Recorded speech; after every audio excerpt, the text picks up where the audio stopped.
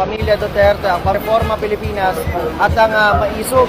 Ang balak nila ngayong araw na ito kasabay nitong protesta kontra korupsyon ng Iglesia ni Cristo ay pumunta sa Liwasang Bonifacio at doon magsagawa ng programa. At pagkatapos doon ay balak din daw nilang tumungo ng EDSA para doon ituloy ang kanilang protesta na ang panawagan ay transparency at makulong din ang mga kurap. At ayon sa mga taga-Reforma Pilipinas at maisog na ilalang taga-suporta ng pamilya Duterte, ang gusto rin nila ay ang magbitiw sa pwesto ang Pangulo.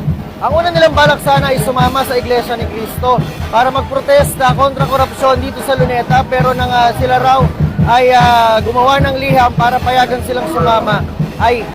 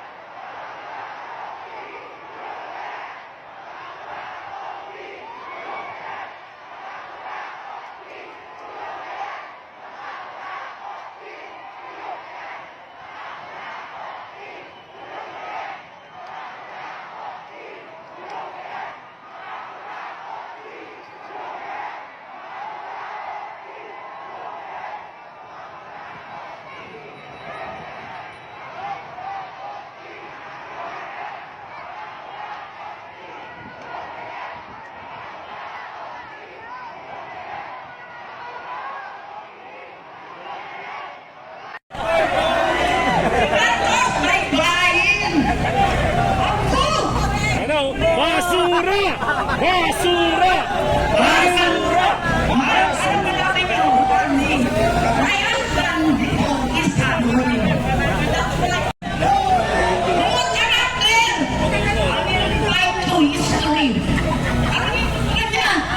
Sangat mula ang letra, sangat umpisa ang alphabet noong panahon ng Kastila.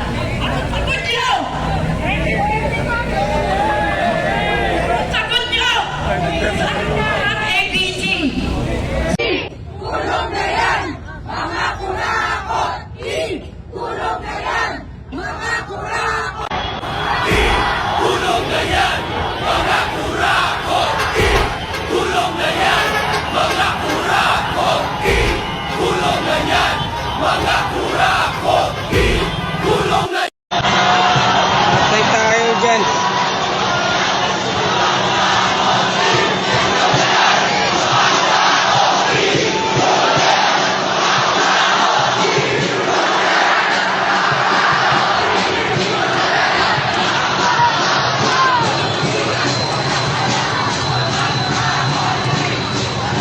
Yan na, sumugod na mga estudyante.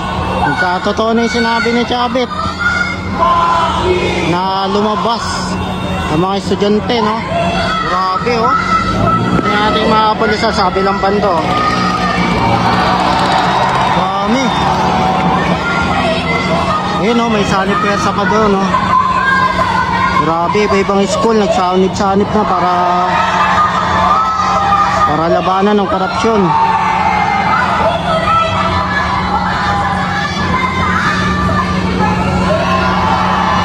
Adamson.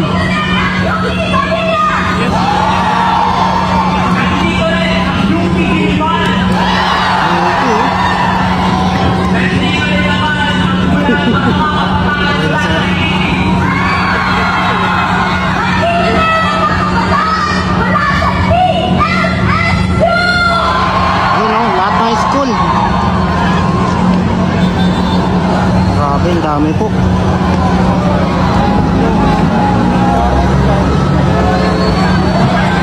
eh. So dinagdagan nila ng harang po dito dahil nga expected nila marami pong pupunta dito. Eh, para paghandaan po kung ano man mangyari, no, nilagyan na po ng mga yung mga tusok-tusok, tinik-tinik, mga lambre. Nagtaas ng kamay, manang 62 ka na. Yung isa talaga, George Clooney ang buhok. Sabi niya, feeling bata. Oh, nasa letter I ulit tayo. Oo. Isa. Ang mga kapatiran nating Muslim.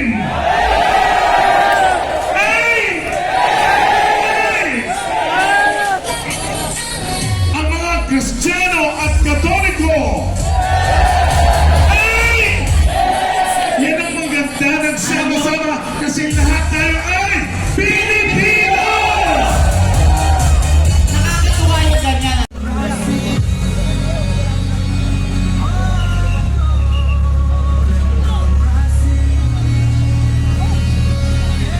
Diretso po doon, diretso po.